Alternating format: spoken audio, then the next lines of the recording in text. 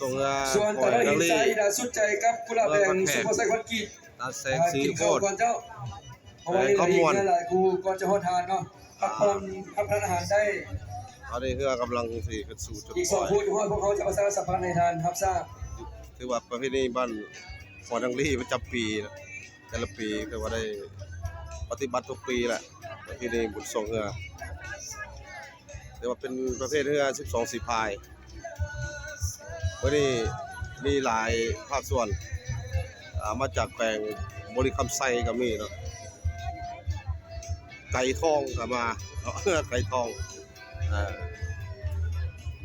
อาจารย์สำหรับงานแข่งขันอยู่ที่บ้านห้วยนางลี่ในวันที่27วันนี้เป็นการสีขันทานประธานตาแสงแข่งขมวนเจ้าซึ่งเงินรางวัลอันดับที่1เรือ12สีพายอันดับที่1จะรับเงินรางวัล10 ล้านกีบ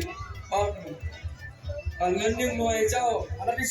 2จะรับเงินสด7 ล้านกีบพร้อมขัน1หน่วยอันดับที่3ครับเงินรางวัล5 ล้านกีบพร้อมโลรางวัลเจ้าและอันดับที่4จะได้รับเงินรางวัล3 ล้านกีบพร้อมโลรางวัล1หน่วยเจ้าอะไรว่า4 ลำที่เข้ารอบซีซั่นเลอร์ทั้ง4 ลำมีขัน7 มือทั้ง4เจ้าต่างแต่รางวัลจะแตกต่างกันซึ่งวันนี้วันที่26อยู่ที่สนามแห่งนี้พวกเขาก็ได้ส่งสิ่ง